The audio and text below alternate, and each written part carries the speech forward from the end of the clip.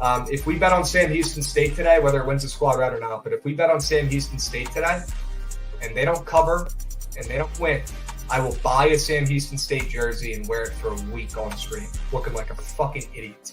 Yeah, he's a moose shit coach. He's a terrible coach. Get Ron Rivera out of here.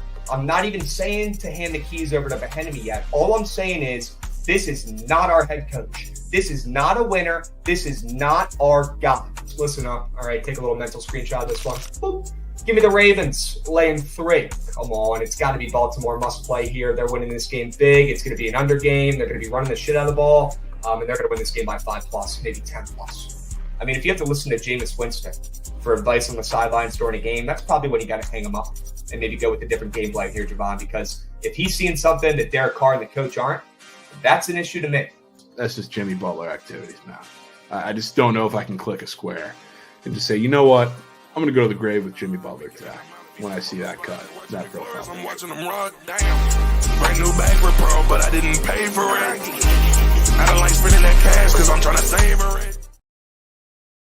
What's going on, chat? Happy BTL episode 353. Hold the fry, as always, joined by your hosts, Krabs and Javon, who is on the way in routes. Don't you guys worry. The milk delivery man is doing his rounds. He will be here, and he will not be square very soon. Okay, chat. Shit bets yesterday. Absolute moose shit wagers all throughout the board yesterday. Could not make it up. No bueno.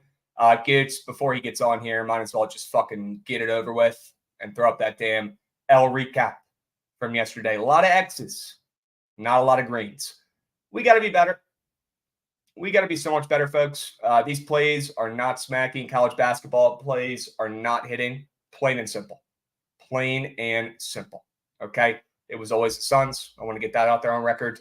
Georgetown losing by the hook. Yeah, that was fun. That was fun. That was super exciting and awesome. Made me feel really happy going to bed last night. Nothing like a nice little hook on a squad ride, huh? And then the best bets were not much better. It was never Duquesne. Princeton is just the greatest team ever. They will cover and win every game they play. Radford tied at halftime. Sure, they're going to lose by 25 in that game. I fucking bet. Virginia Tech forgot how to score, and Campbell ended up almost winning that game outright towards the end. I fucking bet. And then Georgetown, best bet there for Javon, which ended up being the squad ride, lost by the hook. And yeah, VT is dog shit right now. I 100% agree. They look terrible. College basketball has been way too square. I'm not going to be leaning too much into that right now until we see the script flipped.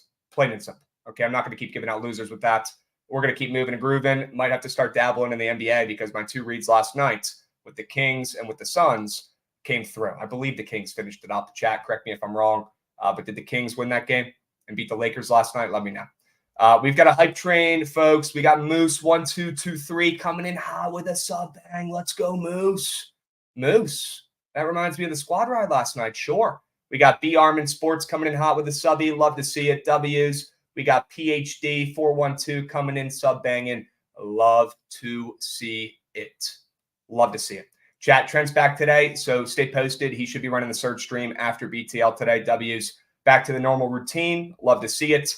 Trent back in action after a nice little corporate treat there. So good to get him back today. Curious to see what he's on for Thursday Night Football. We're going to talk plenty about Bengals and Ravens. Chat, let me know what you guys like on the slate tonight for the NFL. Is it the Ravens? Is it the Bengals? Is it Joe Burrow bounce back? Is it the best team in football, the Ravens, who should be 10-0, but they're 7-3 because they keep fucking up? Are they going to fuck up again tonight? Are they going to pull out a much-needed win here at home and go up in the division big time on the Bengals? Who's it going to be, folks? Let me know. Is it Bengals? Is it Ravens? What's the play? It's the primetime under. Sure, 11 have hit in a row. Why not just keep betting that? That should hit.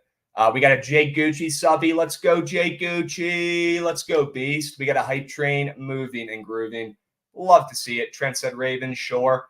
Primetime hooping incoming, sure. Whip Snakes guy now. Dude, they sent me all this fucking fresh merch, dude. Look at this shit. Look at this shit. Are you kidding me? Are you kidding me? You're telling me they're going to send me all this stuff, and I'm turning blue right now. I don't know why.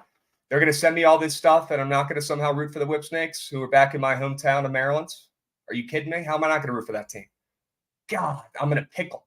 Because I tweeted freaking 2 days ago about this whole predicament with the PLL teams picking their, new locations.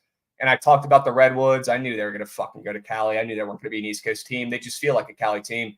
And I tweeted about, potentially switching. And one of the fucking Redwoods players chirped me and put an emoji in the comments saying like a little angry emoji that I was switching teams. And I got scared and I was like, I'm going to keep rolling Woods. I'm going to be a fan of the team still. So I don't know what the fuck I'm going to do. I'm probably going to root for both teams since they're in the West and the Eastern Conference. Sure. I got 2 teams now. Where's my Commanders merch? Right here, brother. Right here. I'm still taking command. Don't you guys worry. And unfortunately, I hate to say it, but the Sam Houston State jersey is supposed to get here tomorrow. Awesome. Great. I cannot wait to wear that all next week. That's going to be unbelievable. Super excited for that. Ravens running back's going to feast. I don't know, Mr. Flashy. By the prize picks board and those bumps, it's looking like it might be a Lamar Jackson game through the air. And we're going to talk about that today as well. Okay? Jersey bang, sure. Respectfully, man, fuck Washington, D.C. sports. Yeah, they suck, and they will probably take years off your life. I don't blame you. Wear that jersey in public. I don't know if I can do that, my man. Patrick Corbin case today, a little high. Yeah, Patrick Corbin sucks at baseball. All right, chat. We got 2 college basketball games that are starting up soon. I know we have a game on right now. College of Charleston Wagon playing against Vermont. Sure. Love to see that. Looks like Charleston is up by 9 points and a half. Not surprised there. A little bounce back spot for them after a loss. We've got 2 games starting up soon. We have St. John's against North Texas. That's an interesting game. That spread has been moving and grooving up for St. John's, which I thought was pretty interesting, considering they're coming off an embarrassing loss against Michigan. I probably lean St. John's. North Texas doesn't have Tyler Perry anymore. We know that, but I don't know if I like it enough to bet it. But I definitely lean St. John's. Pretty weird to see that movement, 4 points in a neutral site game in the Charleston Classic first round. So interesting. Definitely thinking that it's going to be probably St. John's winning this game and winning big. Crab's camera been moving and grooving. Yeah, do you guys like the moving camera? Is it sketching you out? Do you hate it? Do you like it? I kind of like it. I think it looks pretty cool. But let me know if it's distracting or whatever. But Joel Soriano rebounds more than 9.5. Yeah, against North Texas, it's probably not a bad look. Probably not a bad look. Okay. The second game starting up at 2 p.m. Eastern, St. Louis and Wyoming. Sure. How about them Wyoming boys, chat? Do we just rip the Band-Aid off and just fucking bet Wyoming plus 2.5 and hold our nose? Plug it and lock it in? Because why the hell is this spread coming down from 5 to 2.5? I don't know. I really don't know. This is a neutral site game, which is important to know. It's not at Wyoming, which honestly makes this spread even weirder. I'm not really sure why Wyoming is getting this much respect. We know that Wyoming did this all last year, right? Where they were a weirdly short dog or they were favorite in spots they shouldn't be, probably because of their dominance in recent years. But their team completely fell apart last season. They quit. They gave up. The coach was kicking kids off the team. It was ugly. It's a full rebuild going on in Wyoming right now, but they've looked a little bit better than I thought, and they are 2-0 to start the season. They got a big-time win, and they actually covered and put up an 80-piece. Very impressive against Cal Poly in their last game. Guys, do not sleep on Wyoming. They might not have Hunter Maldonado. They might not have Noah Reynolds, but this team is extremely well coached, and I would not be surprised if Jeff Linder gets a win here in a neutral site game to start out the season for them and keep Wyoming rolling in the right direction. Okay? Gotta love second half meltdowns. Yeah.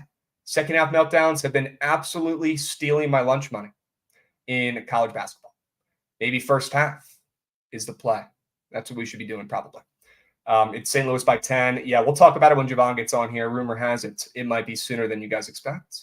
We got Ron Muck's Clan coming in. Ron, what is up, Beast? Let me know what the fuck you're betting today. And we got Javon's milk fresh off the press. What's up, Beast? Fresh, yeah. What's up? Sure. How we doing? Live top, back. It's literally in trench warfare. I don't know what is going on with it today. Javon's laptop is hanging on by a thread, but we moved. Yeah. Okay. Looking at PowerPoints right now, man. Sure. I already went through the L recaps, so we're good there, Yeah. Javon. Was talking about some of these college basketball games starting up soon. St. John's and North Texas, and then we have St. Louis and, of course, Wyoming. Cannot make it up, Javon. We going down that road already? Any opinions on these two teams? And, yeah, of course, Javon, happy birthday, my man. W. Dude, are we going to do this every day, chat? Are we going to do it every single day? Unreal. Oh, man. Yeah, I don't know why they think it's your birthday, but what do you think about St. John's and North Texas starting up here in about 45 minutes? Such a weird game. I Mm. kind of lean St. John's with the line move, but that's a game I don't want to get involved in because I really don't know how they're going to respond to like the North Texas brand of basketball. Like scoring wise, they obviously don't have Tyler Perry anymore, but they're still a very physical team, really good defensively. Which other than Joel Soriano, I'm not sure if they 100% have the pieces ready yet to deal with that. So I think it's going to be a close game. I wouldn't be surprised if they win, but don't cover. I don't want to get involved in that one. We got a capitalized Nick sub bang. Happy birthday, Javon. W's capitalized Nick. That's how it's done. That's how you wish somebody a happy birthday. Love to see it. And Javon, I'm with you. I mean, St. John's clearly has not figured out their rotations yet, and they're still trying to figure out, what's going on with that squad and those pieces that are all pretty much new. North Texas, very consistent program, I guess you could say. They do lose their star in Tyler Perry to the transfer portal in the offseason, but still a very well-coached and defensive-minded team. Not a team you want to be playing if you don't have your shit together. And St. John's doesn't, right? So that's probably going to keep me off of St. John's here in this spot. Do I think it's weird that spread has moved, 3 or 4 points towards St. John's after how bad they looked in that last contest? Yes, it is weird. And North Texas might have some bias for how good they've been the last couple of years as a mid-major. So gun to my heads, I'm probably playing St. John's if I have to. But I'll tell you right now, they're going to win this game by 3 or 4. I can already see it. And we already missed our opportunity here. They're going to win this game by a couple. Not a great matchup for St. John's, but I do think with the talent they have, they pull out a win in a nail-biter. Let's talk about St. Louis and Wyoming. What are you thinking about the Wyoming boys, the Cowboys? Javon, are they back? I don't know that they're back. I don't know. I just don't have a good grip on this team yet with everything that they have, all the turnover they have in the program, really anybody else other than, I don't know, Wenzel. That's the only really returning piece that had any sort of, production for them last season. You have a couple of the new guards in there that have looked good in the first 2 games. I guess one game is the only one that's against any legitimate competition, but it gives you some hope there. So against a backcourt, you can certainly, get to the rim against. That could be a point of success for them. So I kind of like Wyoming, but another game that if it were not a random mid-afternoon game, probably wouldn't think twice about. I like some of the transfers they brought in, Javon. They've got Sam Griffin from Tulsa running the points, senior, who's done a great job. Done a great job so far this season. Yeah, I'm in on this kid. Veteran, reliable point guard. They've had a couple other transfers, Javon, from some smaller schools, like this kid, Akul Kant, a big forward who's honestly been dominating for them, and he dropped a 16-burger in his last game against Cal Poly. Pretty decent big guard for Wyoming. So they have decent guards. They also still have Wenzel, like you were saying, Javon. So still have that piece there. And they do have a 6'10 forward, a sophomore in the paint who's unproven, but they have some size. I wouldn't mind taking a stab at Wyoming on the spread here, maybe even just for the vibes, considering it's Wyoming and we know their history here on BTL. But definitely wouldn't be playing St. Louis with that spread moving from -5 to -2.5, Javon. No fucking chance. Yeah, definitely not. Definitely not. I'm pulling up the splits right now. I want to see how public St. Louis is. I mean, the splits look beautiful for Wyoming. 30% of bets, 49% of handle, Javon. Those look glorious for the Cowboys. I might have to spread. Is Wyoming's fake and beat gone? Yes, he is. He is on Gonzaga now. He is out of here. Smell you later. EK is who you're thinking about, Graham EK. So, all right. Need it for the vibes. Incoming meme squad rides. Yeah, the game does start at 2 Eastern, so it won't be a squad ride, thank God. But I'm going to play Wyoming today. I'm going to play Wyoming. I'm going to back Coach Linder. I trust him in this rebuild. One of the best mid-major coaches in the country. Had a lot of guys quit on him last year. There's a lot on the line for Coach Linder and his legacy and reputation here this season. Is he that good of a coach? Was he the guy that turned around Wyoming? Did they get lucky with some good recruits? He's got to prove to the world that he is that guy, and he is a great developer and coach this season. And he's got his guys finally kicked off the bozos who didn't want to be there last season. He still has Wenzel, has some good transfers. Give me Wyoming and the Cowboys at 2 p.m. Eastern, chat, for a little day game sweat. Sure. I love it. Sure. Rumor has it there's some early hockey today. Detroit and Ottawa playing at 2 p.m. Eastern, Javon. Any opinions on that game? Also, why is Ottawa a favorite? I guess both those teams are relatively similar, I guess you could say. I mean, the Red Wings, I guess results-wise, have been better, but I don't think those teams are all that different. realistically.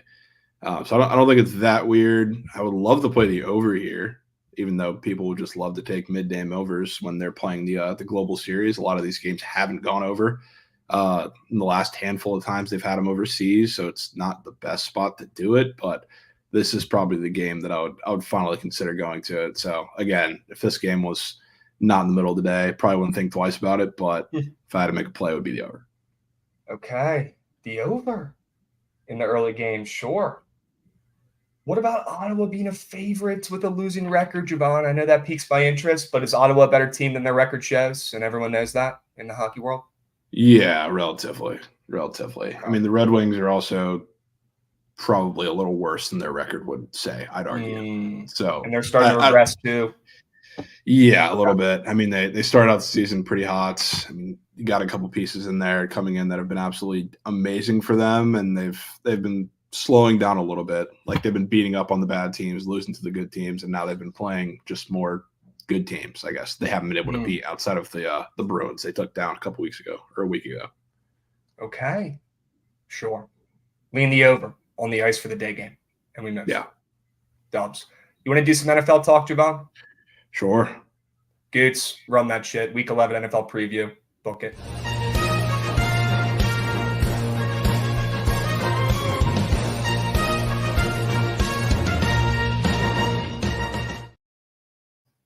NFL Week 11. I fucking love the slate this weekend, Javon. I don't know about you, but I'm feeling this slate. I love a lot of plays, a lot of squares this weekend in the NFL. Have not loved it the last couple weeks. We've made do. We've had some winners, but I'm fucking stoked to talk about NFL Week 11, Javon. Why don't we get it started and get the snooze fest over with so people don't fall asleep? I mean, I picked the nastiest, grossest game, maybe the squarest under on the board, but I don't give a shit.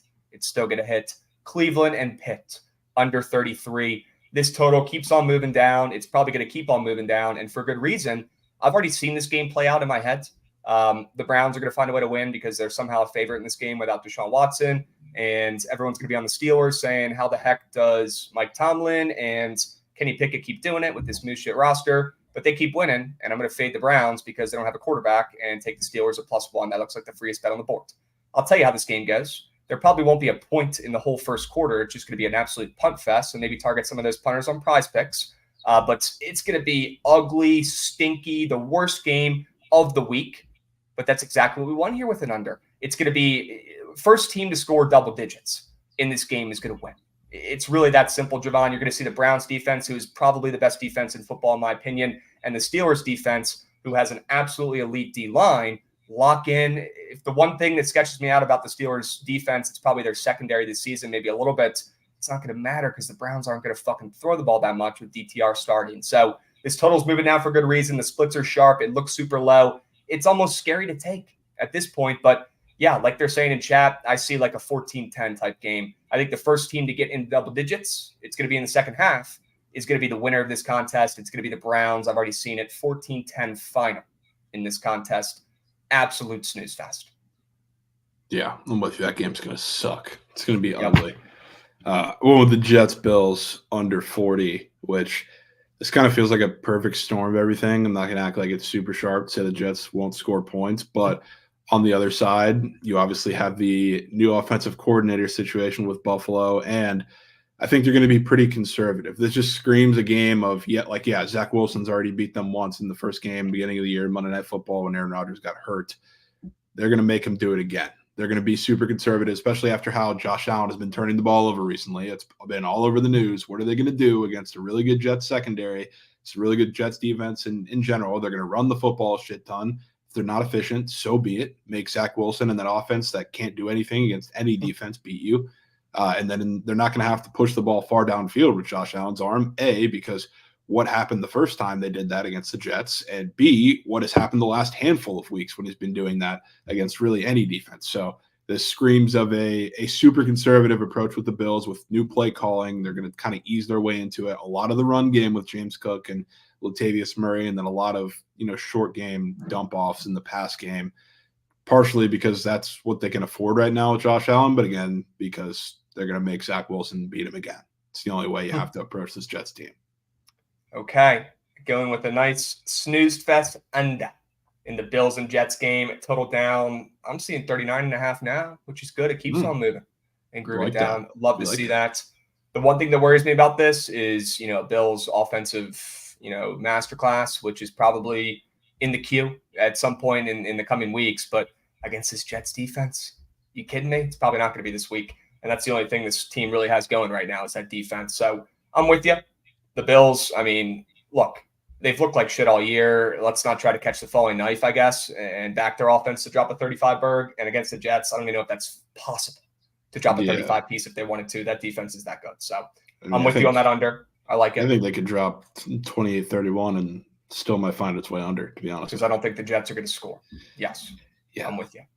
The Bills defense is going to come out like the 49ers defense did after that bye in Jacksonville. They're going to come out angry, hungry, looking like they're fucking rabbit. They're going to be scary looking. Yep. That's an under I want. That's a team, that's a defense that I want to back.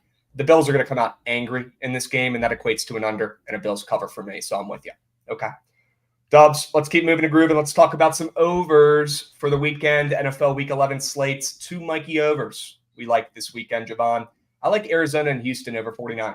This total has slowly crept up the entire freaking week. I hope it keeps moving. I have a feeling it's going to keep going and get up to 50. It's a square over, I would say. I've already seen it. It's going to be a Kyler Murray and CJ Stroud masterclass in this contest. You're going to see highlights all week. People slurping them, talking about them probably too much, but they're going to deserve it because they're going to put on an absolute clinic. It might be a square play. I really don't give a hoot here, though. We've seen Houston smack the over in their last 2 games with plenty of points. I don't see that slowing down with their offense as Stroud continues to ball and be one of the coolest rookies, maybe the best rookie in the NFL this season.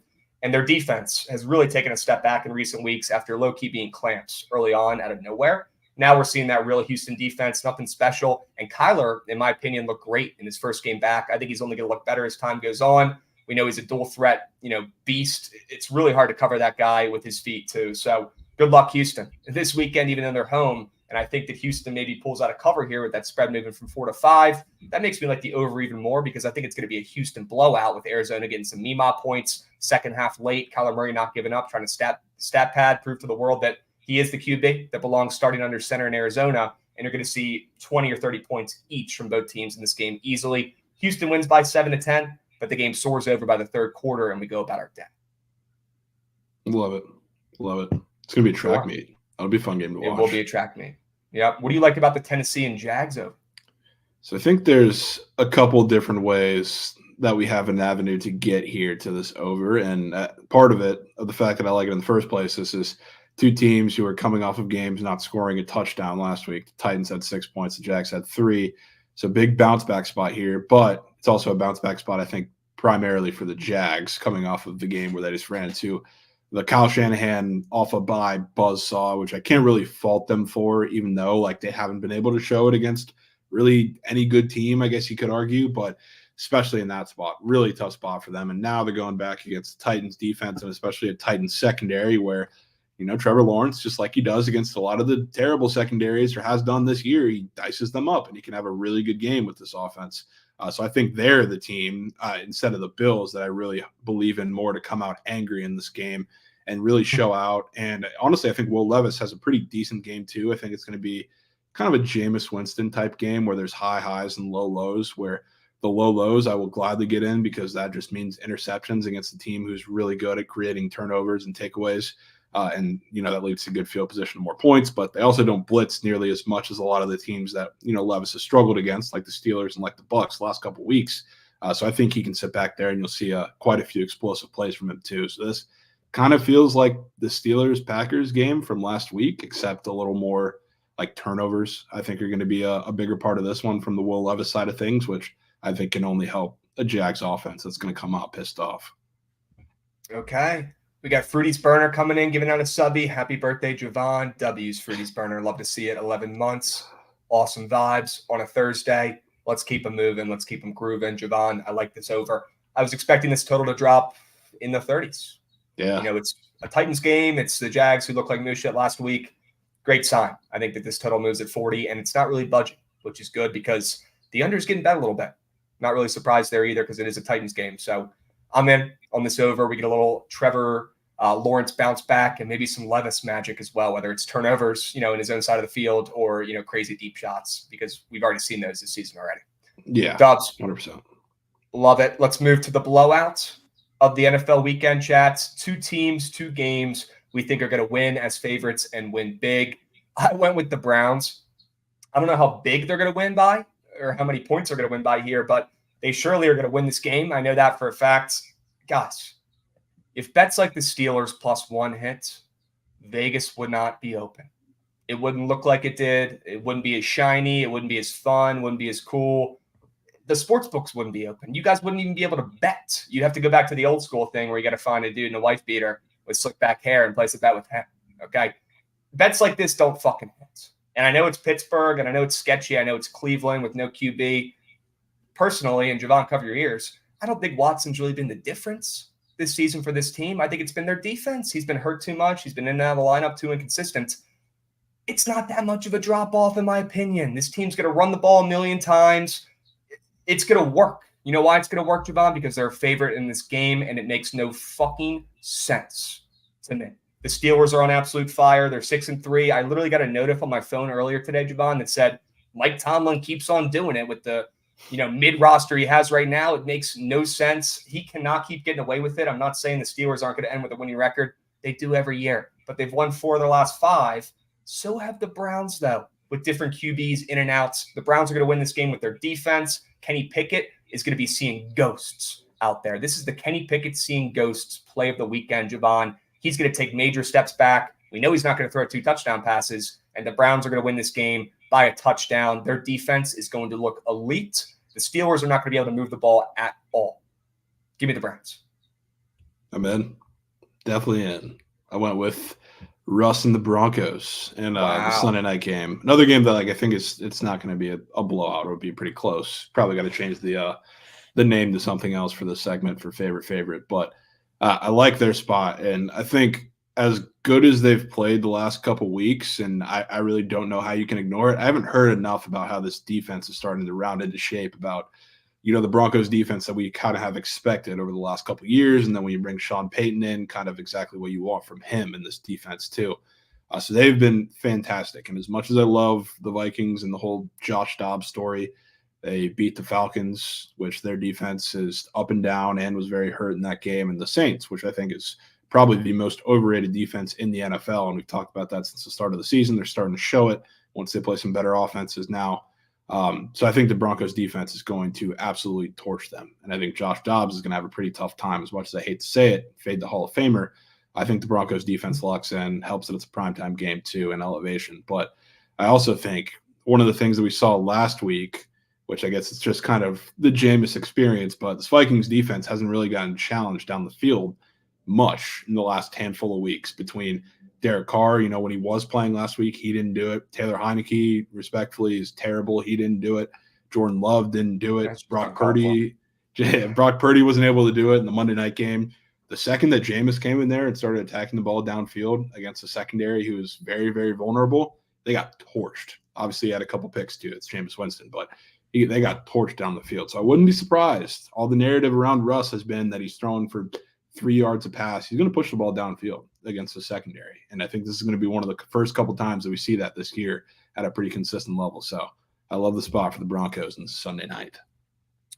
Look, I'm in, and I'll tell you, I'm a little bit worried because, yes, I did just watch Russell Wilson carve up in that last game and get a big-time win against the Bills with only 3-yard passes, except for that nice touchdown deep ball that he had. But literally, Javon, besides that, I don't even think he threw the ball more than 15 yards down the field in that entire contest.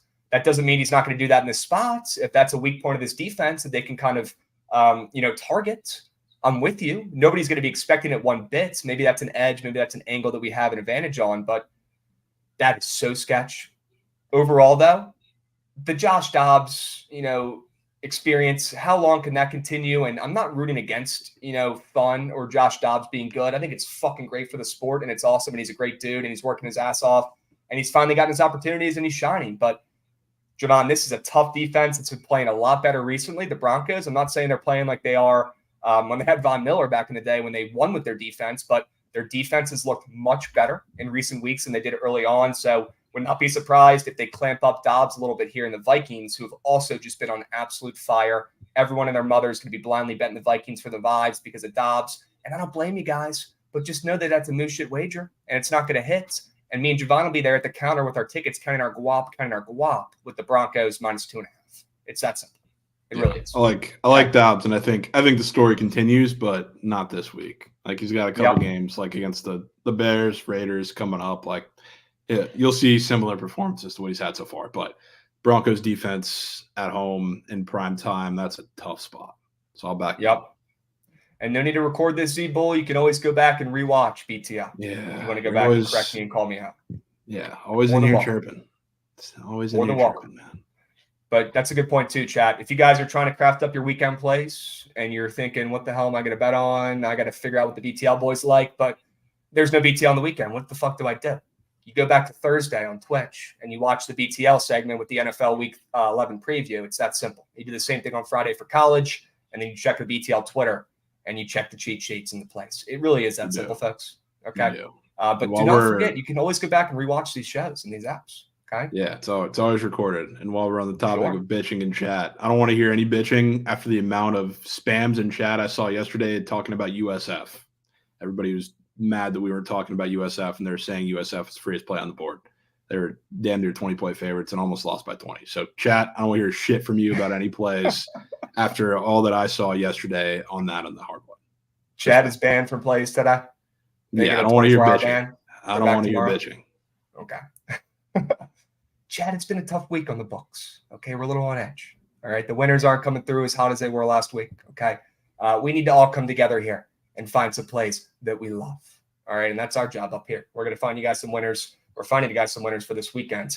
I wouldn't be surprised, knock on wood, if this isn't our best NFL week preview of the season yet, Javon. I'm feeling great about these plays. Let's keep moving. And most importantly, let's keep grooving on to the next segment here. Upset alert. 2 dogs who are going to be barking, wow, look at that. We picked the nastiest plays on the board. Sure. Honestly, a good thing. I'll get it kicked off here. The Bears, again, another game that I've just already seen. I've already seen this game happen. I've already seen this game play out in my head. Guys, remember that Lions game that cost us, thousands of dollars for the MMG contest last week in round 2, where that game soared over and we found a way to pick the squares that didn't, and we lost? Yep. That game, picture that game and how that went, though, guys. It was just a track meet, points left and right, no fucking defense whatsoever. Javon, that's exactly how this Lions and Bears game is going to go this weekend, too. You plug Justin Fields right back in there. He's going to be running loose, running wild, and he's going to keep this team within a touchdown in a high-scoring affair. I almost squared up for Kitch and took this over, but ended up staying off of it because I like that other over better. And I love the Bears getting 7.5 in this spot against the Lions, who cannot keep getting away with it. I've already seen it, chat. This game's going to soar. There's going to be 65 points. The Lions will probably have a legacy drive from Jared Goff, the GOAT, at the end of the game and kick a game-winning field goal and win this game by 2 or 3, but they're surely not going to win this game by 8. Give me the points. It's going to be a touchdown game the entire contest, and literally might be 100 points in this game. It's going to be absolutely exciting. Fields is back. Watch out for DJ Moore this week. I'm going to be starting him in my DFS lineup. It's a great matchup for him. I think we see one of those crazy breakout games for DJ Moore, who's been a little bit quiet recently. Do not sleep on the Bears in this spot. Nobody wants to take them. They cover. I thought this line would be around 10. Great sign. It's within 7.5. Grab it before it gets any shorter. Yeah, that game's going to be pretty interesting with Fields coming back. Awesome. Yeah, I want to see how he plays. That'll be cool. Yeah. But I want the Panthers, which is a scary one to take. And to be honest with you, I think they have a pretty solid shot to win this game. And you know what this game reminds me of? This reminds me of the Cowboys when they played the Texans last year, when that should have been the easiest win of all time. I think Trent put them in the surgical 6 as like a 17-point favorite, and they should have lost outright. I think it was 27-24, 27-23 or something like that. They had a couple of big turnovers that helped them out there. But this one is on the road, which I think makes it even that much trickier instead of at Cowboys or at AT&T Stadium like they played in last year. I think this is a sneaky spot for Dak to have some trouble against this defense. It also kind of helps, I guess, the spot that they're in coming off of a blowout against the Giants, sandwiched in between a division game on a short week on Thanksgiving against your commies there next week. So I think it was a tough spot for them against a good defense, a talented defense, probably one of the better secondaries out of the Mooshit teams that they've played the last handful of weeks. And, they will play starting next week, respectfully, against your Commanders.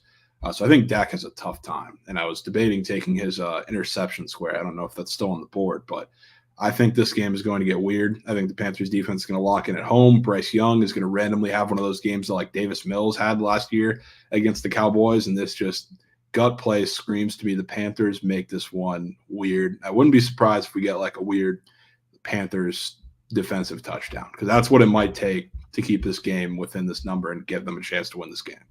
And yeah, J.C. Horn potentially being back for the secondary is massive. Massive. That could be a pick. Yeah, that could be a pick six. Yep. They do have that interception square back up, by the way. It's beautiful. I'm taking it. Okay, and I'm telling G in it. Let's keep moving and grooving. 2 dogs. Chad, take a screenshot of these. They're going to be barking this weekend. Bears and the Panthers. All right. Let's talk about some squares that we like, Javon. Why not us? Talking about the Cowboys and that game. I know we just went over that. And yes, I do think the Panthers will cover that game. I do think it'll be closer than people expect. I think the Cowboys are going to have to go to their offensive, skill set here that gives them the best advantage against the weaknesses of the defense of the Panthers this weekend, and that's rush defense. I think it's going to be a Pollard masterclass coming out of nowhere. It seems like Pollard's been on fucking vacation in Cabo for the last month and a half because he's been the worst fantasy football running back I've had in the last month, and it's driving me fucking nuts.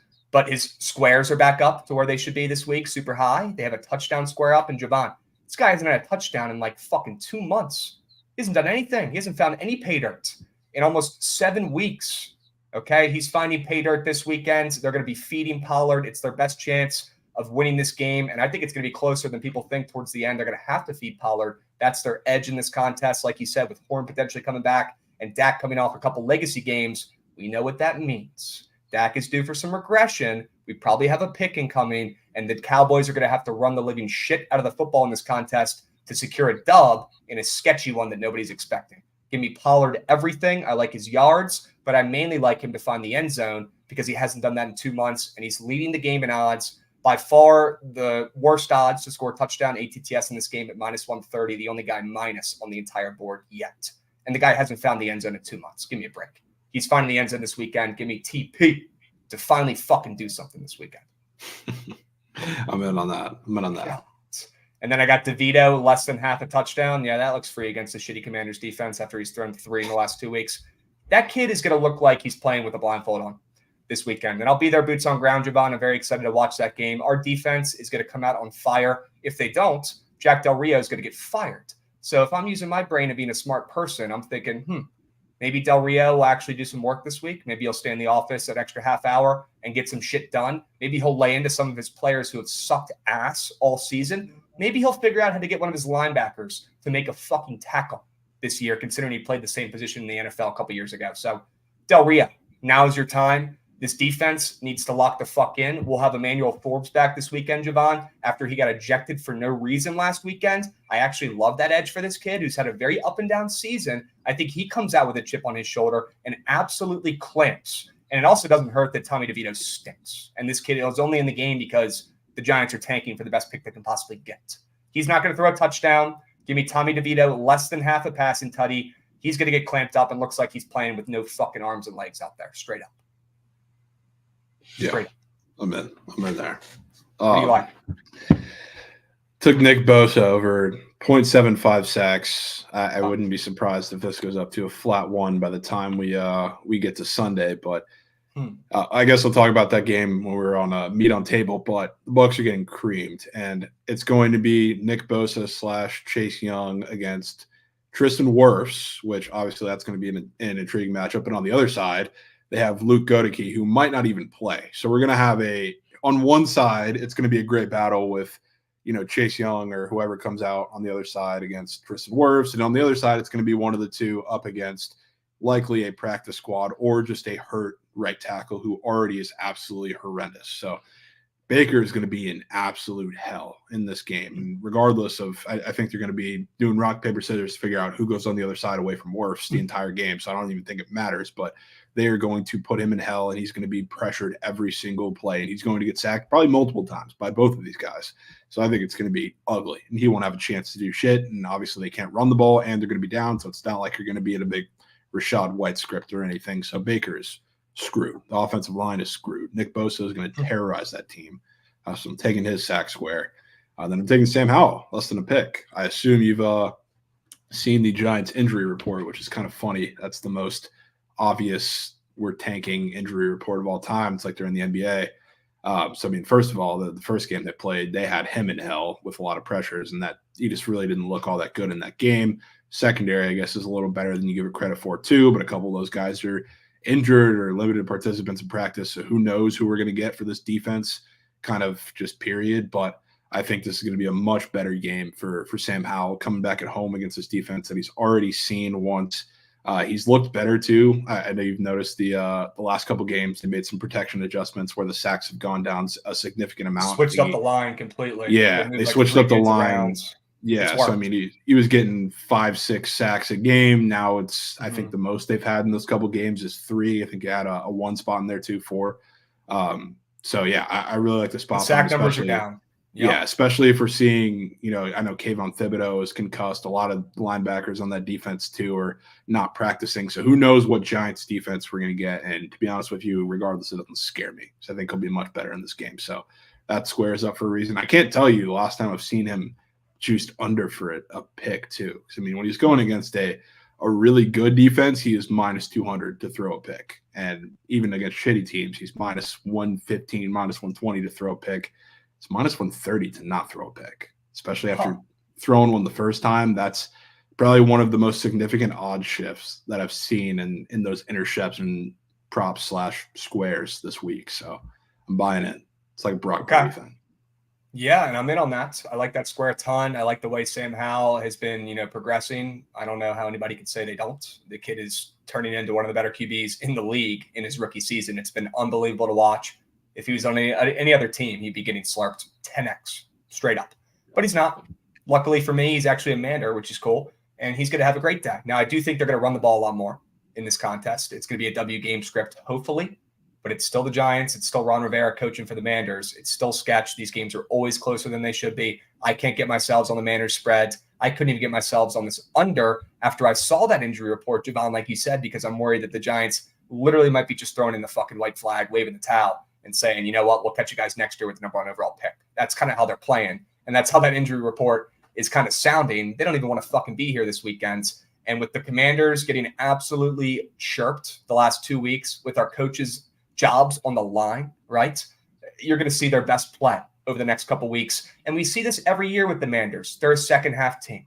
I wish I was joking. Sometimes when I say that I am, but the Commanders under Ron Rivera in this tenure are a second half of the season team. They continuously progress and get better in the second half, and they start out like moose shit. So you're going to see this team clamp a little bit on defense. You're going to see the offense progress and make changes. It just takes Ron a little bit to make the necessary changes. Most coaches, it takes them like a couple days because their brains work great. Ron, it takes him a couple months. He usually gets it, just takes a while, Javon, but love the trajectory of this team, even with some losses recently. I like the way we're moving. I really do. Give me Sam Howell less than a pick. He ain't throwing shit. I think they're going to hand the ball to B-Rob a ton anyways in this spot. Yeah, probably. Yeah, for sure. Yep. Dubs. Let's move to the meat on tape. Plays of the weekend, NFL Week 11 slate chat. I got the Rams on the ML here.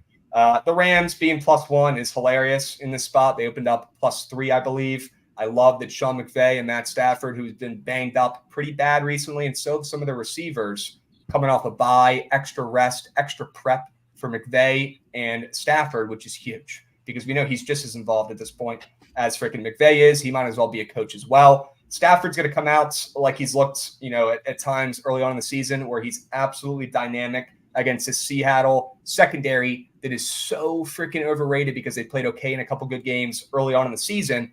Look at what Sam Howell just did to them last week. If you guys don't think Sam Howell's good, he just fucking torched them for 350 yards with ease through the air last week.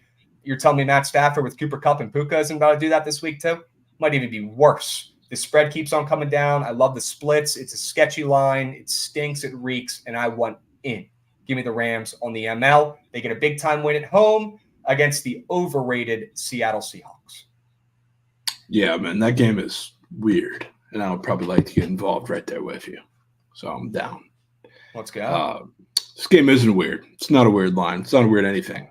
It's just a absolute destruction by the 49ers against the Bucs this weekend, which, to be honest with you, there is an element of I've seen this happen before. Anytime the Bucs go and they play the Niners, especially when they're on the road, they get demolished. And this is even counting like the Tom Brady era Bucs, who've seen the same thing. But Baker Mayfield, like I said, when you're talking about the sacks, going to be in hell. I don't know who the guy in the chat, what the hell he was talking about. Tristan Wirfs is the left tackle, and Nick Bosa is going to be on the other side. So even when they stunt, even when they put Chase Young and they flip the two just for, I don't know, shits and giggles, because they're putting a guy who shouldn't be playing NFL football on the right side there, it's going to be ugly. He's not going to have time for shit, and that's the only time that he's been successful. When he's been playing bad defenses, bad secondaries especially, and he has plenty of time in the pocket, so he has time to get to those kind of longer developing routes with Godwin and Evans.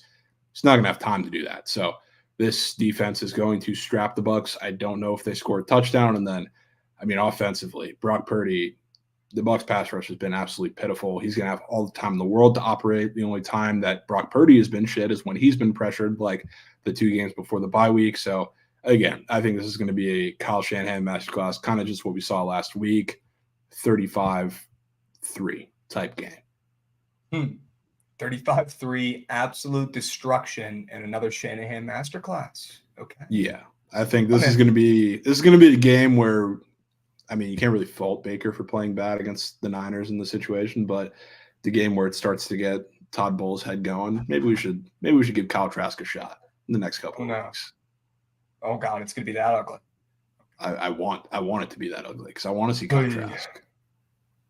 Okay, I don't know why you'd want to do that, but all right. I guess because you already know what you got with Baker and he sucks and you're pissed off. Well, I mean, they're not going to win the division. It's just I would rather get a better draft pick.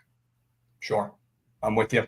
Javon, remember the Bucs Niners a year or two ago? Seems like an obvious under, and Niners got the over themselves. Can see that happening again. 100%. Yeah, I'm not taking the under because I think the Niners could put up however many they want. And to this question, doesn't Bowles blitz a lot? Yes, but they game planned very well against that same scheme last year when they faced the same defense, and Brock Purdy was literally Joe Montana against that team. So I feel confident against the scheme. Plus, I mean, that's a really damn good offensive line. Like Todd Bowles against the Titans offensive line last week is one thing, trying to pressure Will Levis, but against the Niners, they can't really afford to leave their corners on an island against Debo and Ayuk, and then McCaffrey out of the backfield too. So, A, he's already done really well against it, so I can trust him there. But B, they're not going to be able to blitz as much because they can't afford it. Is McCaffrey getting back in the end zone after the streak ended last week? Yeah, probably is. I would love to. The lines aren't out for everything here, but I would love to take any rushing props in the back end of like the RB2, RB3. I don't know who would have the highest line out of the guys there, but I would love to take that. Once those lines out, I'm going to be on that. One of the backup running backs on San Fran? Yeah, that would be my square if they were out already for this game.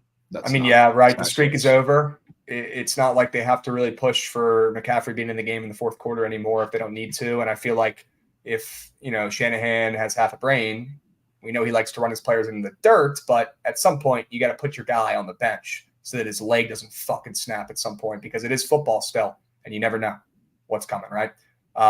Let's get the backup some reps, coach. Jesus, the streak is over, right? Let's let some of those other guys cook.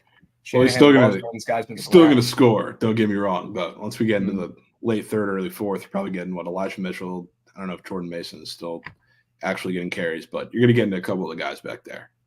Okay. W's, chat, meat on tape plays of the weekend, our favorite NFL plays of the NFL Week 11 slate. Lock these puppies in. Rams ML, 49ers -12. They win fucking big. I'm down. All right, Dubs, college basketball. You want to talk about some of that today? Sure. Want to do some CBB action? Sure. You want to talk about Wyoming a little bit more for maybe like 30, 40 minutes? What do you think? Yeah, maybe just have the whole rest of the episode dedicated to the Wyoming game. You want to take Dayton on the road against fraudulent LSU? What do you think about that? I'm not the biggest Dayton guy. They're so inconsistent, that program is, but they have bodies. They're athletic. They're big. And against LSU, who just lost to fucking Nichols, it seems like they're still working on their rebuild. Jesus. I mean, now's the time you want to take or fade LSU, though, right after that game? I mean, maybe not ideally, but it's still, Dayton is a favorite against LSU, which definitely makes me interested. I feel like it should be, though. I feel like it should be. I mean, I definitely question Dayton shooting early in the season, especially on a neutral site game. That's my one concern, because I don't think LSU can hang with really any team that can score right now, partially because their defense has just been absolute traffic cones when you talk about on the perimeter. And obviously, I mean, they can go in a shootout with guys, but Dayton's a tough defensive, physical team. So, I mean, that one would just be super, super ugly. I wouldn't mind the under in that game, under 133.5 you see up there. But I don't want to fade LSU first game after the Nichols debacle. Okay, and that's fair. I'm good with that. Looks like we got a tie game in Vermont and College of Charleston. Is that true, Chad? 60-60? Don't let the Catamounts get hot. Two elite programs in that game. What an electric game. Espresso Bets, I know you're dialed in. Holy smokes. Towson, Houston. Gosh, Towson stinks this year, Javon. They lost everybody. Would not be surprised if Houston's defense ends up being like a fucking snake and just strangles Towson in the spot and they don't put up, 40 points. I don't know if they're going to be able to. I don't know if they're going to get any shots up. This total's down 4 points. It's already down to 125, Javon. Houston's up -17 to -21. I think the Cougars on the road suffocate the Towson Tigers, and they win this game big. It is a neutral site, by the way. Yeah. So, I mean, this game, I don't want to say that Towson is Stetson, because that's clearly not the case, but, like, similar elements are there. Like, when they played, I don't know, I don't want to say a similar defense either, but a decent Power 5 defense in Colorado.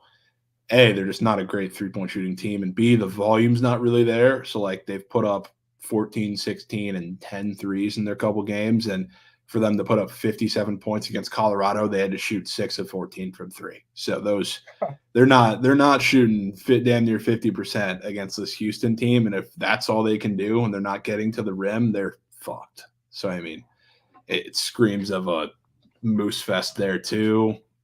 I don't know. I've done enough with Houston, I guess, already. So, like, I'm not dying to get involved in a neutral site game, but I don't think they're scoring. So maybe another team total under there. Okay. Could be. What about Mizzou and Minnesota? Any opinions in that game, Javon? 9 p.m. Eastern, little late night action on Big Ten Network. Love to see that. Game is in Minneapolis. No tournaments. This is a home game for Minnesota. And they're getting 1.5, 2.5. That line is slowly creeping towards Mizzou, though, Javon. The better team in the spot. I mean, I certainly have my questions if Mizzou can hang in the interior, because, I mean, the main, I guess, offensive option you could talk about with Minnesota is Dawson Garcia, who, A, is going to score and have a decided advantage in the paint, at least for a little bit. I don't know how slowly or how quickly they're going to be working Vanover in if he is playing today, but it's just I don't know if they can hang, especially when we get to that second unit. The thing about Missouri that I've noticed watching and heard, Josh bitching about, and we were talking about the game, they bring in anybody off the bench, they are horrendous. They have no scoring option off the bench. So, like, even if we get to Dawson Garcia and whatever advantage they have in the paint not looking great initially, like, when you get to that second unit, I have no confidence in Missouri. So Minnesota, I guess, is a little deeper in that aspect. They have a couple guards off of the bench that you can have confidence in a little bit. Mike Mitchell, I believe he came over from Pepperdine, a guy that, I like, and he's going to light it up from three. Cam Christie, too, coming, the freshman. So I trust them off the bench. So that's a potential, I guess, live bet game, but I would probably have to lean Minnesota there. Okay. I think Connor Vanover should be making his debut tonight. Yeah, he's making his debut. That's an angle that I want to fade. And who knows how long that kid's going to play, right, Javon? Because he's a fucking behemoth of a kid. He's like 7'6", like $180, soaking wet. He's like a twig, Kevin Durant type, but even fucking taller. Like, how many minutes is that kid even going to be able to play today? No way he's playing more than 20 minutes. No chance. Yeah, you don't really know, because, like, he wasn't hurt. He was just suspended for playing in that tournament or whatever. So, like, he should be, like, up to game speed in theory, but you never really know how those things are going to play out, especially like in a weird tournament setting here against a bigger team. So I don't know. Yeah. I guess we'll find out. And he's not really like a 35-minute a game guy anyways. He Yeah, not wasn't really. that way at Oral Roberts. He just can't play that much. So especially in his first game back, maybe we'll only see him play 20, 25 minutes, and he's probably going to be still getting loose and, iron out the kinks as well in his first game back. So definitely lean Minnesota here at home, and would like to fade that good news with Vanover making his debut tonight from his I'm with Yeah, that. it's probably worse too. I don't know who's going to take a seat back in terms of the I don't know, second unit for Missouri, but like Noah Carter is a big part of the offense, and like he's going to start, I would assume, just start at the 4, and that leaves literally nobody to go score on that second unit. I don't know if they're going to move Tanjay down or what the deal is. He's been super disappointing so far this season, so if that's the number one option off the bench, good luck when Vanover goes to the bench. Okay. Yeah, no bueno. Do they still have Sean East coming off the bench? No, he's starting now, I'm pretty sure. He starts now? Yeah, he's been I guess he's been starting because Caleb Grill is still suspended. Uh-huh. No, he's playing. Caleb Grill's playing. Is Caleb back? Yeah. They go Okay. They've been going East, Grill, Nick Honor, Tanjay, and Big Boy. No Carter. And Noah Carter, yeah. I mean, that's like the smallest fucking lineup ever. I guess now that they have Vanover, they'll probably take out one of those guards and have him come off the bench. So that can help them. I would assume it's got to be John Tanjay because, I mean, he hasn't been getting real minutes really this season anyway, and he's just been ass. So I'd assume it's him going to the bench. All right. Yeah, no bueno there either. Okay. Yeah, but Shawnee's and Noah Carter have literally been Kobe and Shaq for that team. Yeah, they're carrying that team. Yeah. Not surprised. Sean East, he bleeds Mizzou colors. He's just a Mizzou Tiger. He is. Yeah. You watch him play, he's got so much heart. I love that kid. He's a beast. Yeah.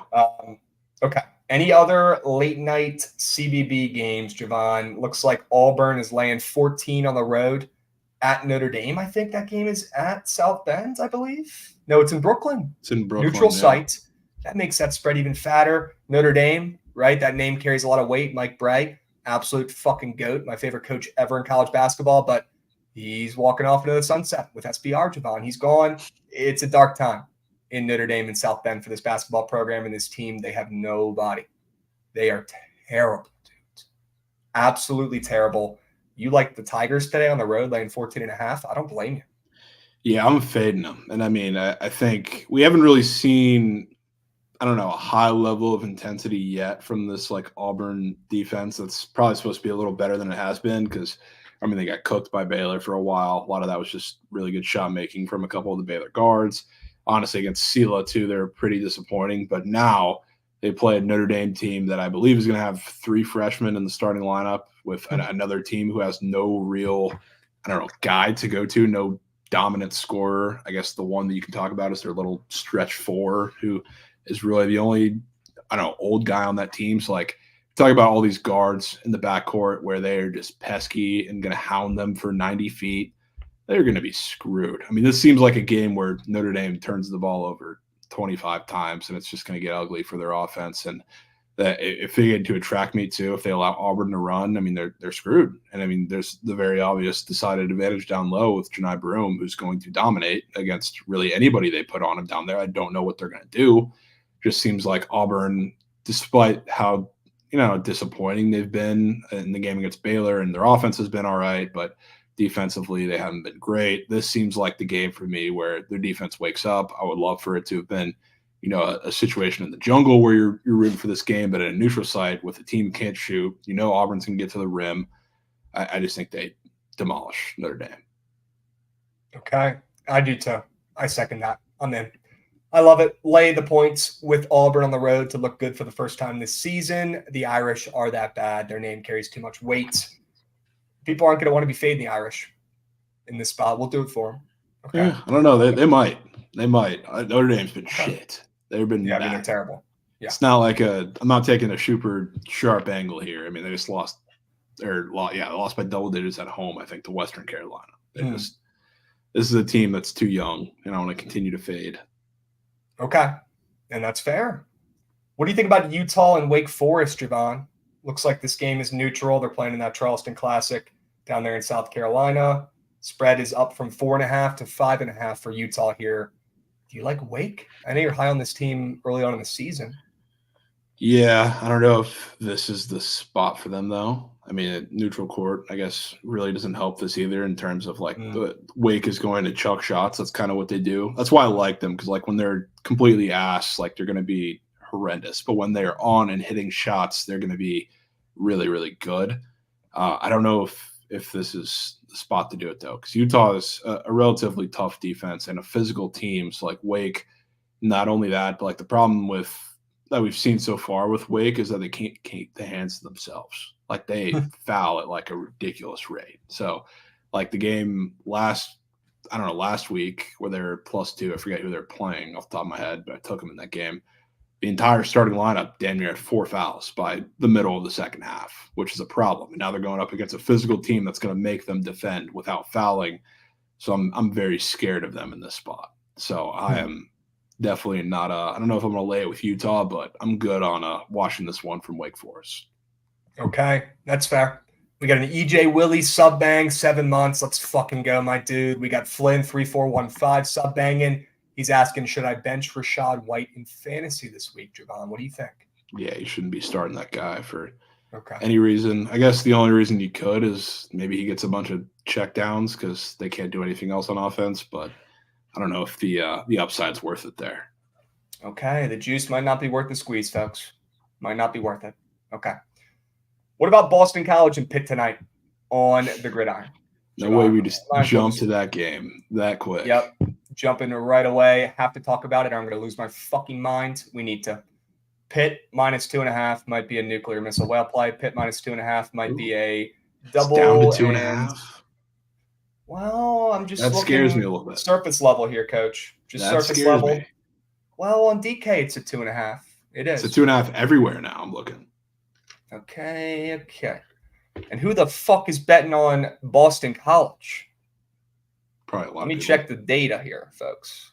Let me check it. My camera keeps turning blue. It's really annoying. I got to fix that. BC, I mean, yeah, they're getting some fucking bets. Honestly, their splits look kind of sharp on the +2.5, but they're definitely public. 46% of bets, 75% of handle on Boston College +2.5, Javon. Your Eagles getting some bets, getting some fatties in there. Maybe some sharps are expecting a bounce back here. Maybe Pitt is fake sharp, Javon, but I don't see how I don't responsibly / maybe a little unresponsibly throw a unit or 2 or 3 or 4 on Pitt here in the spots. What is up with that line? No, that's fair. I came into today seeing the 3 fully prepared to take Pitt, but now I think with the move back, I'm gonna stay off, but I will get involved with a little PP square in that game. Which outside of first of all, I mean I'm taking Thomas Castellanos rushing touchdown system play, but the real one's Rodney Hammond rushing yards because if Pitt is going to stay in this game or dominate this game, like that's where you beat BC on the ground. They're going to be feeding him 500 times, especially, I don't know how to say his last name, but Christian, the quarterback, Velo or whatever it is. Like you can't trust the guy to throw, 30, 40 times a game. That's not what they'll really need to do here. And what I think regardless is going to be a close game. So this BC rush defense is terrible. The front's a little hurt too, a little banged up. I don't know if we're going to see guys coming back from injury in this game. I just think they're going to gash them on the ground, which either keeps the game close or helps them dominate the game. Whatever way it turns out, I think Hammond eats. Okay. That's fair. I like that square. All right. I still like Pitt. I'm not wavering. Maybe that line is moving back a little bit because Boston College is pretty public. I mean, dude, there's splits on the ML as well. Listen to these. 55% of bets, 87% of handle on the green book. And I know it's early. I know that's one book. Boston College. Oh. Boston College. Bro, like they're getting fat bets, fatties coming in on Boston College to bounce back. It's sketching me out a little bit. It is. Yeah. It is. I don't know if I, as a human being, as Craps, I don't know if I can't not bet Pitt in this spot. I feel like I have to. Maybe it will be a responsible unit now with that pullback. It probably should be. Probably should be anyways with how bad Pitt is as a fucking football team. Probably should be yeah. I would have been on them if it would have stayed at 3. If now that it's pulling back, plus we add in what we saw from BC last week, I don't know. It feels just like I'm good watching it. But Hammond's rushing for 80, and yes, that's square. Thomas Castellanos is rushing a touchdown in. That's all I'm doing there. Yep. Can't get behind that one. That is a super duper biased play, but I'll give it to you. You earned it. Biased play. It's not a biased play. It hits Krabs. If you Google the word biased play, it literally comes up with that square on Prospects. All right. Well, you could argue Quentin Post was a biased play too, and he's Shaq. He was. Didn't say it's not going to hit. It probably will. 15 minutes. Yeah. Probably will. It will hit. Mm-hmm. Okay. I like Rodney Hammond today. Feed the kids. Run the fuck out of the ball. Limit the mistakes from your bozo QB Pitt if you want to win the game tonight. Plain and simple. Can we talk about NFL Thursday Night Football? I know I had to jump to college there first because I was so excited. But can we jump to the NFL? We got Goots on ground tonight, folks. Not boots on ground. We got Goots on ground. How about them apples? He's going to the game. Can we get a little Goots report? What are you thinking about this contest? Yeah, I got a short little statement. Everyone that thinks that the Bengals might be sharp, let you in on a little secret. You're going to have a moose shit fucking night. If you think Joe Burrow and his stupid-ass haircut is coming into the blackout in Baltimore and beating the Ravens, you frankly just do not know ball. That's all I got. Let's go, Goots. Let him know, bro. Let him know. Let him know. We back up. You might have to catch some hands outside the bank after those comments. Harsh words. Yes, sir. Absolutely. No bias at all from Goots either in those comments. That's the craziest part. Not a slip. Zero. No. Goots, you're getting weird in Baltimore tonight. I'm excited for you, man. Very weird. Go out there, enjoy it. That should be a fucking electric game. Boys, let's talk about it. We've had 11 straight night game unders. Smack. Javon, this total has come up 2 points. You talked about it yesterday, or at least earlier this week, about this one being circled and wanting to take this over. I just have the EBGBs about it. I really do. Fair. A lot of things on the prize picks board are pointing towards it over, but some things, some bumps are sketching me out. Honestly, the bumps have been the ones that are making me think there's going to be an over, and there's just some squares up there that are sketching me out about the Bengals' offensive chances tonight. So let's talk about it, okay? We might as well just go to the prize picks board real quick. That Joe Burrow passing tutties, I believe that's still up. It should be.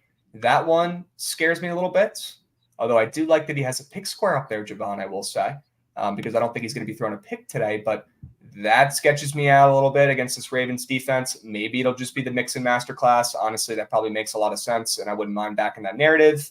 But Joe Burrow probably isn't throwing 2 tutties. Just by looking at this chart, if squares like that hit more often than they didn't, prize picks probably wouldn't be in business, folks. Okay, let's use our brains here. He ain't throwing 2 touchdown passes in the air, Javon. They might run in 4 themselves and cash this over. I don't know, but he ain't throwing them, and he ain't throwing a pick. They have his pick score up there too, Javon, after a brutal game from Burrow in that last contest that we sweat out the end of it in the Jacksonville Stadium, where he threw 2 red zone picks, right? He kind of cost his team the game. I don't think he's going to be throwing the ball in situations where they even have a chance to pick it off. I think the entire game plan this week is to be conservative, hand the ball off to Mixon, and keep the turnovers to a minimum. If he throws a pick in this game, they're going to lose. He cannot throw a pick in this game, and I love that Prize Picks put this square up on the boards. I don't see him throwing a pick after that moose shit game last week against, who was it? The freaking Houston Texans, your favorite team, your favorite QB? Yeah. No picks this weekend from Burrow. I think he does throw a pick today. I'm not gonna lie. No. I'm not gonna lie. Might be locking that in entry. I might be locking that in entry. No. Yeah, you got to remember too, like when you have these squares up, not that they're an auto hit, but they're significantly sharper on the Sunday games than they are in prime time. Like, not to bring up your least favorite square of all time, but how many times has Jimmy Garoppolo been up for a pick in prime time after multi-pick games and just thrown one because he sucks? Not that he's Joe Burrow, but yeah, him and a lot of the guys. So I mean, I like him to throw a pick today. I still think it's not as much recency bias as you may think, but it's also prime time. I think this game is going to get weird, and I think we are going to see points, and I think a lot of that's going to come just like it did, last week in that game with some weird turnovers, maybe a little pick six. I don't know if it's from Burrow or Lamar, whoever it could be. So I do like that square. I like him throw more than a pick.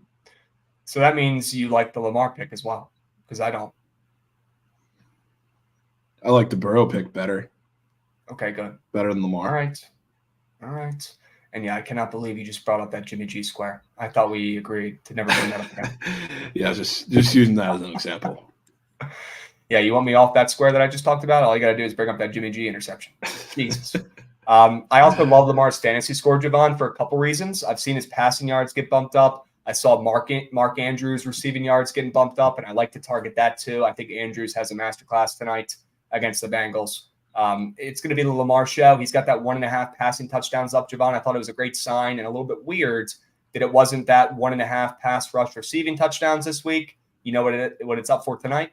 Just passing touchdowns. Interesting. And it's a red-out gob. So I think Lamar is going to be a passing demon today. We've seen his passing yards getting bumped up on Prize Picks already a couple times. It's going to be an absolute demon game from Lamar Jackson.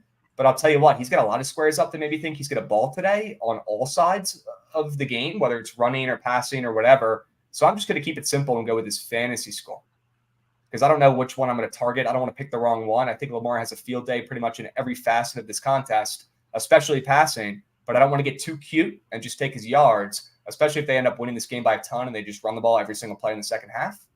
That's going to drive me nuts. I don't want any part of that. So I'm just going to take his fantasy score and not overthink it. And I think Lamar has an absolute masterclass tonight. It's fair. So I'm guessing you're on the Ravens side of things in this game. The Prize Picks board is telling me it's the Ravens. If you agree or disagree, let me know. I do kind of lean Bengals. Ooh. Okay. Outright. Tell me what you like about the Bengals. I mean, I think we've seen a good amount of, rushing dominance from the Ravens, very obviously, in the last couple of weeks. Like, I think this is a Lamar game for parts of it, but I also think that's going to get him in trouble when we talk about towards the end of this game. So when push comes to shove, I know we've seen the Bengals defense give up points the last handful of weeks. Part of that's been off of turnovers in pretty tough spots. I still think the Bengals defense is a little better than it shows on paper and give it credit for. So I think this game is going to get really, really weird when it comes to turnovers, when it comes to field position, when it comes to a lot of different things. So in this game, this little division game, I would gladly take the field goal and the hook. I think it comes down to a last-second field goal, whether it's the Bengals winning or the Ravens winning. I really don't know. Kind of lean the Bengals, but I can't not take plus 3.5. Shit. Can't do it. Yeah. Okay. I've also seen this 500 times today that they've never won a road primetime game, which is not pushing me further away from that. I'll tell you that much. No, it's probably pushing you closer. You sick fuck. It's definitely pushing me closer. Yeah. I mean, look, it's Bengals and Ravens. We know how these games go. They're close as shit more often than not. I mean, they're almost always within 3 points. I feel like they're usually field goal fests. They're sweaty. They're nasty. And the games are just fucking bonkers. That's what we're in for tonight, folks. And that total is up 2.5 points now. It keeps on moving and grooving up, Javon, which is a good sign. Are you still feeling good about that over? Are you getting cold feet and you're just going to square up with the Bengals? I mean, I'm always getting cold feet just because I'm scared to do it because we're getting no primetime games go over. And this is like the best matchup by a wide margin we've had in a handful of weeks. But I've been kind of mapping it out as this being the game, so I got to stick to my word. Still playing it for a responsible unit. But yeah, it's tough to push the button. I'll tell you that much. Wouldn't be a bad game to tease. I don't hate this for Mr. Beast. This could be the real Mr. Beast too, guys. Cannot confirm or deny, but it could be him. Bengals plus 10.5, get them within 10 points. I love that. I don't see a world where either team wins this game by more than 10 points. I love that teaser angle there. And then even with that over too, sure. Give me a 40 piece between these two teams. You're going to get it. That's a decent teaser. I like that look. W play for Mr. Beast Gaming. Okay, sure. Yeah. Javon, any other squares, any other angles you have in this game? It looks like right now the Bengals are a little bit public. They're a public dog, at least on the spread, getting 62% of bets and handle on the green book, but we'll see where those end up around kickoff time. The ML is still public for the Ravens, and you could even say the splits are maybe sharp for the Ravens on the ML, 51% of bets, 76% of handle. So yeah, public on the ML there for the Ravens, but some big bets being dropped on the Birds in this spot at home. Gun to my head, I lean the Ravens, but the one thing scaring me, I guess two things now you can say, is that Javon's on the Bengals, so that scares me. And the fact that the Bengals have not won a single primetime game ever in their existence is the fucking bit that I've been hearing the last 48 hours. I'm tired of hearing it, and it scares the living fuck out of me. I'm sure Goots could probably attest. I'm sure it scares him a little bit too. But besides those 2 points, I love the Ravens tonight. I do. Yeah, that's fair. We'll see how it goes. Boyd dropping a touchdown pass. Bengals have all the pressure in this spot, in my opinion, Javon. I don't know if that's a good thing or a bad thing, but I'll tell you what, Joe Burrow likes to cover. He doesn't care what the fuck is sharp or what's not. He doesn't care what is on, what the splits are saying or whatever. It's Joe Burrow. He's a covering machine in his career. It's been a slow start for him. Maybe they do find a way to keep this one within 3. I am sketched. Maybe it's Ravens ML. Might be. I mean, I think it's a close game. It's a lot of juice to lay, but that is a lot of juice to lay.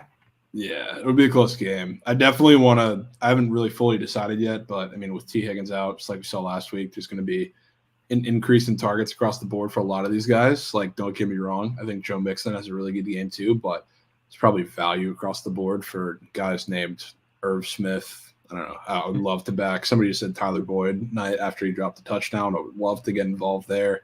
Tanner Hudson is randomly Gronk and his favorite guy to target as the other tight end there. So I would gladly get involved with any of those gentlemen, knowing the pressure that's going to be on Jamar Chase, the coverage that's going to be on Jamar Chase. So that's any other squares that I would consider in that game. Love it. Okay.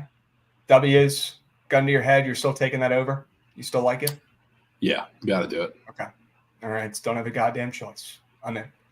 All right, chats. We got 2 things we got to get done in the next 10 minutes. Most importantly, we got to get the squad ride vote going. Number 2, we got to get a BTL leg going. Rumor has it, Pickett wants the BTL boys to craft up a little parlay for tonight and put it up there on the app, Javon. So we need to get them a little BTL leg. I'm sure chat wouldn't mind a little BTL leg for Thursday's action. We got NFL, we got college basketball, we got college football. Plenty of options, Javon. I think we keep it simple. Maybe we keep it to only 3 plays, a little 3-piece, hold the fry, and we go about our day. You want to start putting that puppy together right now? Yeah, we can do that. Okay. Let's see. I can give you the first leg of it because we haven't gone here yet or talked about the ice. Please. Flames money line against the Canucks. Which the Canucks. This is something that I've been going to, or I went to a lot last season. There hasn't been an instance of it yet this season. But teams playing a back-to-back on the road after playing the Islanders, who are a very physical hockey team. That was one of the most profitable things to go to last year. Now this is happening with the Canucks in a very tough spot where you're going to see Casey DeSmith instead of Demko in net, who has been very, very good, just like this whole Canucks team has. But this is a pretty disastrous spot on the road here in the Saddle Dome against Calgary, where the number has gone from, minus 120 to damn near minus 150 now with the Canucks, the way that they're playing, like the hottest team in hockey right now, 12-3-1. They look immortal after, cashing everybody last night in overtime. So I'll gladly take the Flames today, minus 150. Yeah, the Flames minus 145 against the 12-3 Vancouver Canucks. I fucking bet. Enough said. Yeah. Remove. What the hell, man? What the hell's up with that line? You know what that reminds me of, though?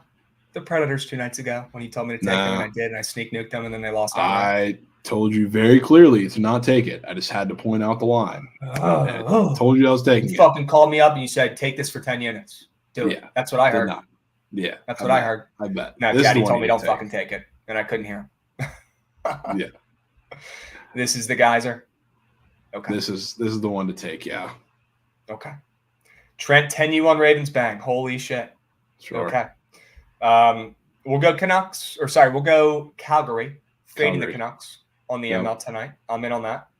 Do we want to take that college football ML, or are you completely off and you probably want to root for your BC boys anyways? I mean, I have nothing to root for anymore. They already did their job. I'm sketched of that line creeping back because you know what it kind of reminds me of? It kind of reminds me of that Syracuse game. That looked the same way.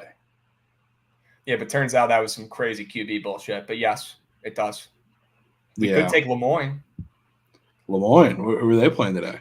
I don't fucking know. I'm not looking that shit up. God. Who are they suiting up? Lemoyne. I still can't believe Lemoyne hit a full court shot and won their first home game of the season by like 700 and covered in the easiest game ever of the season. That's after we bet them. Unreal. God damn it, that pisses me off. Any NBA kick? Miami, Brooklyn, sure. That's for you. Yeah, I'm off that. Why don't we go Cincy, Baltimore over in this parlay? Sure. Okay, cool. Cincy, Baltimore over. Sure. Is there one more geyser we want to put in here? We could put in Pitt ML. I will be on Pitt ML.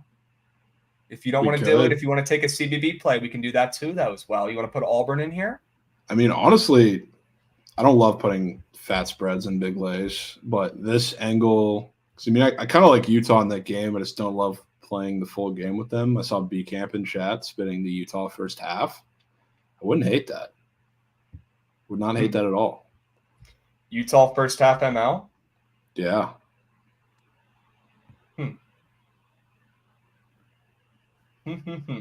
Chat, what do you guys think about Utah? What do we think? Up to 5.5. Sheesh. First half ML for Utah? Yeah, I wouldn't mind that. I'll sell it on Surge. B Camp, you're on that? You like that play? Yeah. I'm assuming you do if you're in chat. He was talking about it. He was talking about it in the chat. I don't really have I don't love the full game 5.5. I like it, but the first half could be a surgical angle. I think the only way we see Wake come alive is if they shoot 80%, which I'd be willing to put coin on finding out that they don't. Utah first half ML. Do we want to roll with that 3-piece, Javon, and see one go through the hoop with Cincy Baltimore over 46.5, Utah first half ML, and then Calgary ML on the ice? Little 3-piece? I'm down for that. Okay. I'm in on that. Chat, if you're looking for a little value play on this slate, all right, looking for a little parlay, and you'll be able to go into Pickett and tail this one if you guys want to very easily. Little 3-piece, hold the fry. BTL leg, sure. Cincy at Baltimore over 46.5, Utah first half ML, and Calgary Flames on the ML. Lock that shit in, boys. Love to see it. What are the odds on that puppy? Do we know, Goots? Plus 388. Okay, that'll play and that'll pay. That pays. I'm in on that. All right, I'm going to tail it too, chat. 100%. 100%. All right, squad ride. Most importantly here, Javon, you want to put Auburn in the squad ride? Yes. We'll put Auburn in there. W's. We'll put do you want to put Calgary in there? I feel like we should. Yes, we should. Okay, we'll put Calgary in there. W's. We'll put the Cincy Baltimore over in there. Sure. Okay. What else, Javon? What other plays are you loving? Anything? I mean, not too much. I guess it depends on whether we want to put any squares in the vote. I mean, is there a square you can't stop thinking about? And is it that the Hammond square? I mean, yeah, but I feel like we can't really put college squares in the final vote because I don't think everybody can take those. But I was more so asking you because those are literally all of your best bets. Yeah, I mean, we could put one of these in there. I really like Lamar fantasy score, and I really like Mark Andrews, who's gotten bumped up 4 times in this spot. I think it's going to be a Lamar Andrews vintage game where he finds his big tight ends early and often, probably gets a tutty. Would not mind backing Andrews on his receiving yards at all. Sure, take a pick. Well, I love Lamar fantasy and Andrews, so I'll let you pick between those two if you want. I got 2 in there. You can take your 2. Sure. All right, let's go Andrews. Mark Andrews. More than 54.5. Sure. Chad, I keep turning blue. It's because that fucking light behind me. It's super annoying. I'm going to fix it for tomorrow. What else, Javon? We got Auburn, Calgary, the over in Thursday Night Football. Mark Andrews, more than 54 or 57.5 receiving yards. Need one more play. One more, huh? We could put Pitt ML in there. We could put Hammond rush yards in there. I'm not chat. What are we feeling? What are we feeling for that last? We could put Lamar fantasy score in there. We could. We could. I have no problem with that. Ooh, we could put the tease piece in. You know that's gonna win. Yeah, but it might hit. I kind of like the tease piece. It just might. Yeah, I have no problems with it. Do we want to put the tease piece in there? Sure. Let's put the tease piece in there. Chat love the tease piece. So what is it? Everybody Cincy plus loves the 10.5. tease piece. Dude, don't get mad about the tease piece. Cincy plus 10.5. Yeah. Cincy plus 10.5, and we've got the over 39.5, I believe. Believe so, yeah. Chat 5 plays. I'm a Smurf right now on blue, but now I'm back. W's 5 plays, 5 winners. Auburn spread -14. We got Calgary ML, sure. We've got Cincy Baltimore over 46.5. We've got Mark Andrews more than 57.5 receiving yards. And we've got the T's pace, Cincy plus 10.5 and Cincy Baltimore over 39.5. Hurry up. Go, go, go, go, go, go, go. Hurry up. Get your votes in. Run. Sprint. If you guys are watching this in the YouTube, come over to the Twitch and get your vote in. You have 1 minute. Hurry up. Go, go, go, go, go, go, go. There's no time. Chat, I'm voting for the Flames ML because I don't want to just bet on a parlay because it's fun. I want to bet on a winner. And it looks like chat is voting accordingly. I love to see that. Looks like their head is in the right place today, Javon. They're locked. They're locked. It's good locked. Love to see it. Love to see it. Yeah, can we get a Goots on Ground square of the day today? We need a Goots on Ground square of the day, play of the day. I think it's a Lamar game as well. What do you like, Goots? I think it's an Lamar game as well. I like that fantasy score for sure. I think that's the best. Goots on Ground, square of the day, Lamar Jackson, more than fantasy score. Love to see it. Yes, sir. Awesome. And we got the Flames ML as a squad ride, Javon. That's what we wanted. That's good. Okay, W's. Love to see it. Chat, that's the winner right there, folks. Flames ML on the ice. Lock it in responsibly tonight. That is the BTL squad rides. And we will catch you guys tomorrow. Same time, maybe a little earlier app, maybe a little 2-hour mega app, TBD. Same place. We'll be seeing. W's, Javon. Stick around for the Surge stream chat. Rumor has it